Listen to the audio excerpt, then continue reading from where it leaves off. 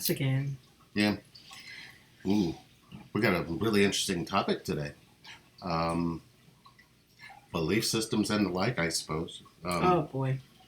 But I guess before we start, let Sherry and I clearly define what we see as spirituality, which is, of course, it's almost like we found because we had to go inside to understand the connection. We had to understand that something greater was connecting us, and it was the exploration of what that was. Mm-hmm. And it was on the inside. It wasn't like we were searching outside for what this was or what this could be, which is probably why we needed to do this or talk about this today, because of all of the different belief systems that become created, because people want you to believe their stuff before they want you to believe your own. And we've run into that quite a bit. A lot of people are running into that quite a bit. What's happening is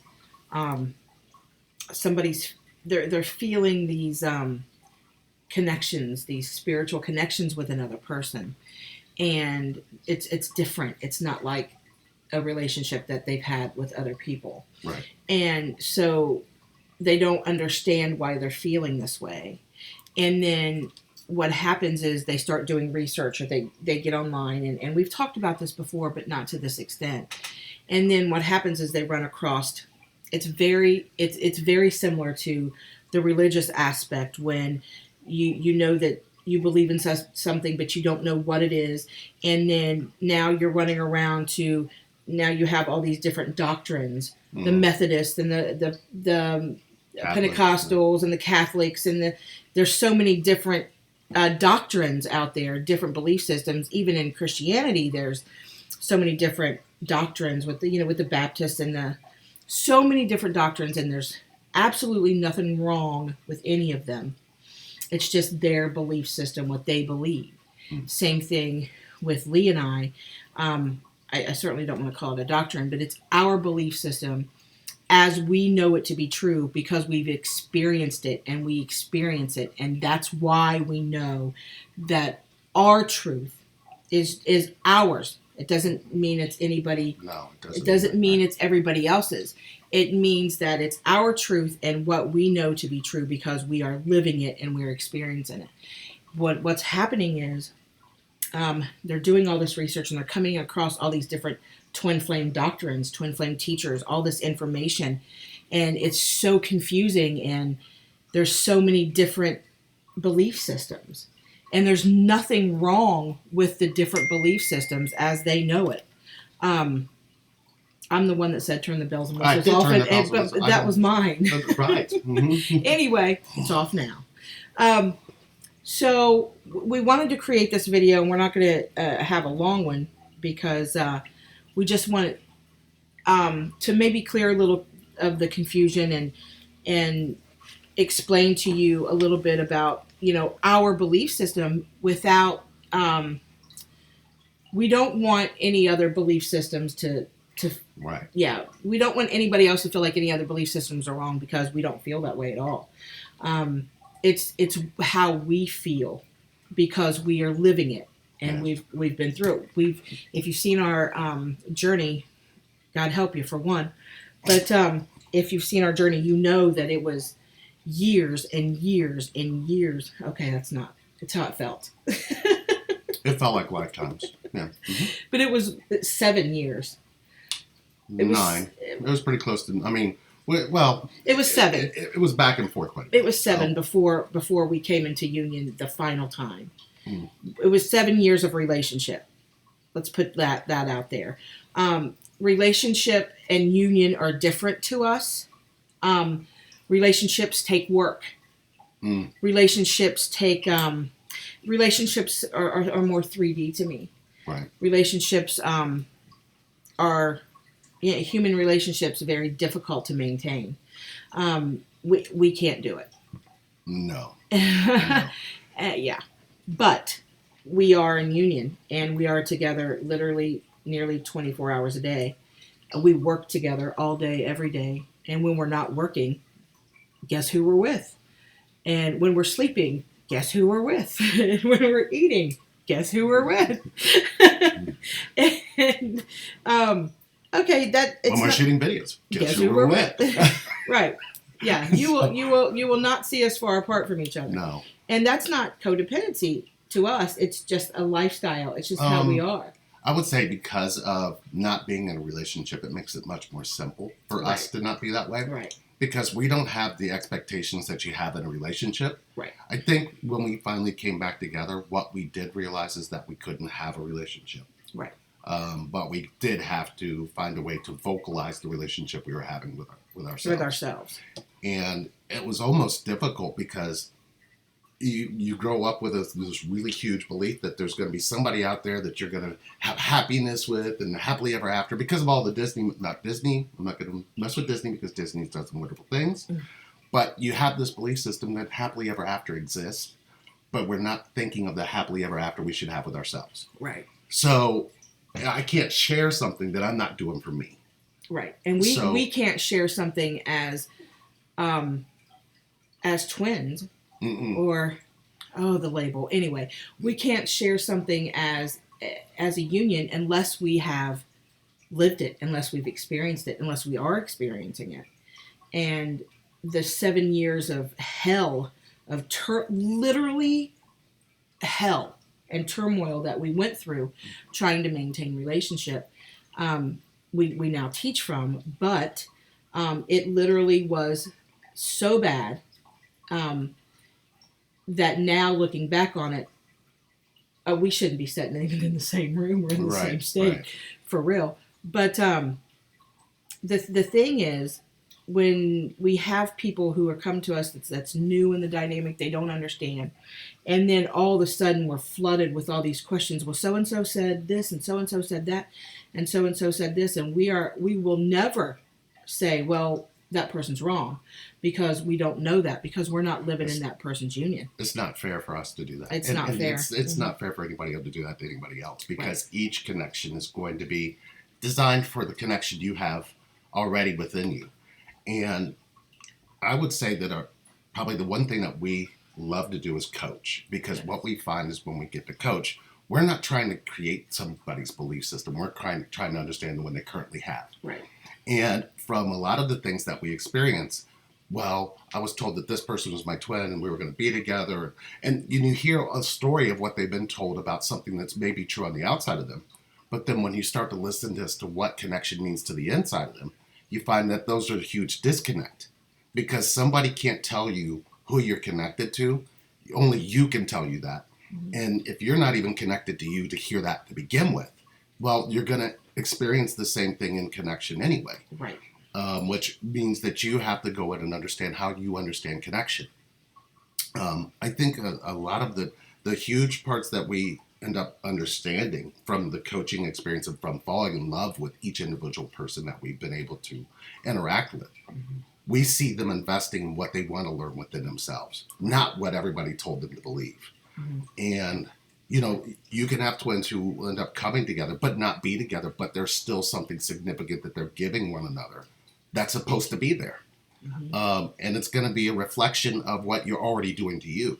And it's really hard to understand that, because we talk about rejection, we talk about abandonment, we've talked about a lot of different things, but we talked about, from our story, what we were doing to ourselves was everything we experienced when it came to who we were connected to be who we were in connection.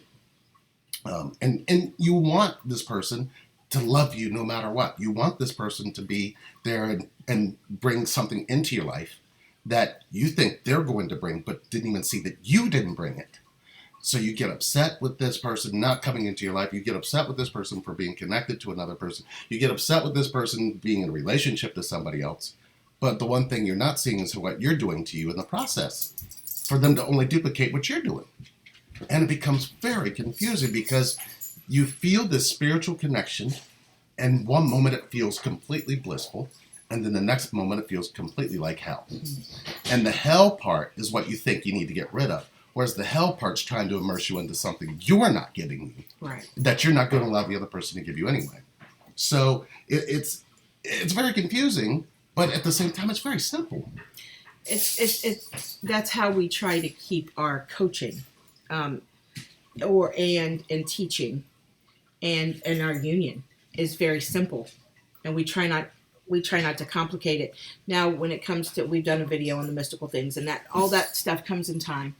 But we do meditate, and we do have a spiritual practice, but it's ours. So we don't throw that on anybody else or tell somebody how they should be feeling, or tell someone who their connected one is. There's just so many different belief systems going around, and our belief system is very simple and very uncomplicated, and who you're connected to. And we get questions all the time. Well, so and so said that there's you have more than one twin, and I think that's awesome, and that's their belief system. It's just not our belief system. We've had soulmate relationships. Lee and I both have. And this connection to us is so sacred and so strong that we just know that I know that he's it. I know that that's it. Here's the thing. Here's what happens. A lot of us will say, oh, so-and-so's my twin, because you want them to be your twin. That's the person you want to be connected to. And that may not be the one that you are in a soul connection with. You just want it to be so badly that you're putting yourself in a situation where all this hell is happening, and all this back and forth, and all this running and chasing, and all this just mess of confusion. And then all of a sudden it's final. And then someone else comes along, and you're like, oh, that wasn't my twin. That's I have two twins. Now, when in all reality, the first person wasn't. Well, they call it false. False twin, remember, whatever. This is still a thought process. It's a thought process. That doesn't have anything to do with what you feel. Your thinking is trying to label what you feel, whereas in truth, there's something deeper that you need to go into to understand who you're fully connected to. Where the other person comes along, and you're like, oh. Yeah. Oh, I don't want that person to be my twin. But, sometimes it even comes along where you don't even know what the hell it is. And you're researching, doing all this stuff. I don't, we will never push our belief system on anybody else, but Lee and I believe in monogamy, and we believe that we are twins in a sacred union, and we would never step outside the union. I remember for a long time, I didn't have that belief system. Right. So this was something that, because I wasn't being loyal to myself, I was cheating myself out of whatever I could actually experience. And I was cheating anybody else out of ever trying to give it to me, because I didn't understand anything any different. Doesn't mean that I needed to be connected to her to see how I was connected to me. That's what we're actually trying to make sure that when we're not going to take away anything that you believe, but what we are going to say is, okay, we're going to ask you a question about how you treat you to show you why it keeps showing up on the outside.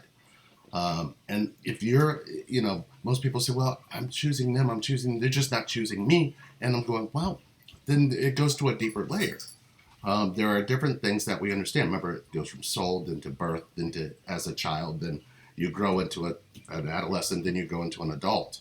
And you need to backstep to understand how you understand connection, to understand how you're connected.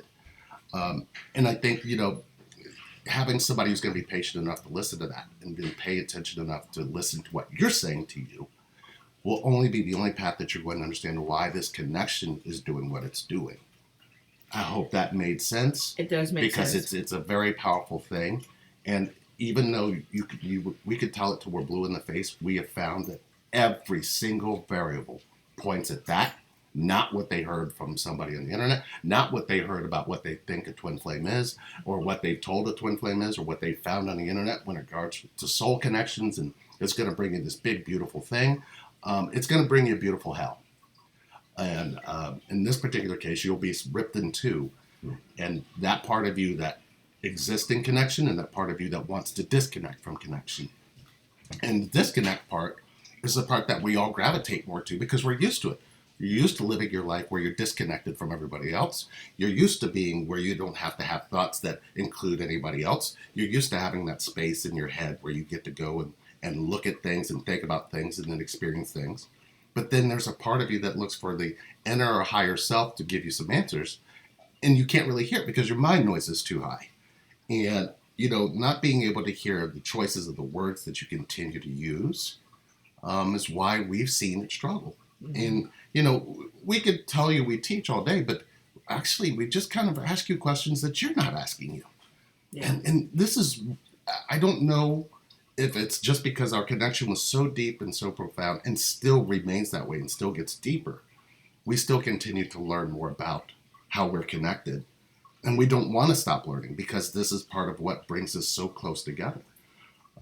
We've been doing this for a while. And what's really important here is time isn't the issue. This is about the strength of what you're feeling, what you're connected to on the inside of you, not who you think you're connected to outside of you.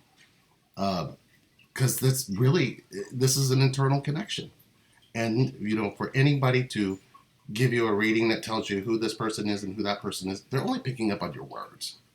Honestly, that's all it takes. You can pick up on somebody's energy. People are empathic. They're going to be able to pick up and have empathy for the things that you're experiencing and then point to the things that you are saying. But if you're having self-talk where you're doubting yourself and you're saying, no, the person they're currently with is better than me and they're probably going to find somebody who's going to be better, all you're doing is saying exactly what the law of attraction dictates. And the other person just confirms that. So what if you changed that voice on the inside and said something different? What you would attract would be different. I think the beautiful part of our spiritual connection is that Sherry and I experienced a love that I didn't even know was possible. And it had to come through me first for me to give it to me because I didn't understand that I wasn't loving myself, nor did I know how. And a lot of people talk about what self-love could be. There is a self-love that is. And notice there's one thing you never see us do, judge. Because judgment really never gets you anywhere. It's just a courtroom where it's you against yourself and 12 other bodies, and they're going to find you guilty of just about everything. It's not that it's not in us because we're human. That's not true. That's very, very true.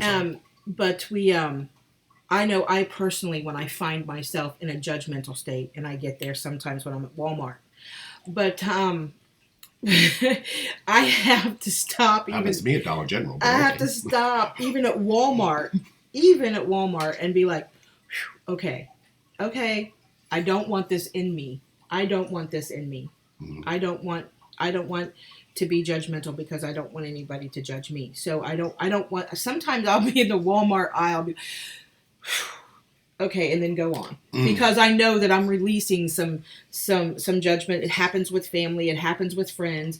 It especially happens with family and friends when we see somebody making choices or decisions that isn't benefiting them, and we want to and I have to stop, and I always do this.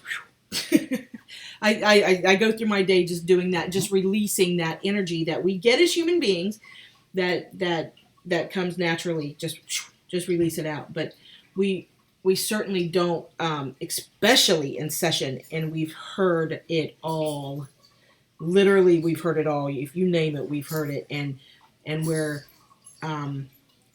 sympathetic to everything that the person's going through. Right. And it's hard, it's difficult, and it makes you feel like you're isolated and you're crazy because nobody in the outside world will listen to you because they think you're batshit crazy and they want to lock you up or do whatever. When you know what you're going through inside, you know that it's real because you're feeling it and you're going through it, but you can't share it with anybody because you're talking a different language. Mm-hmm.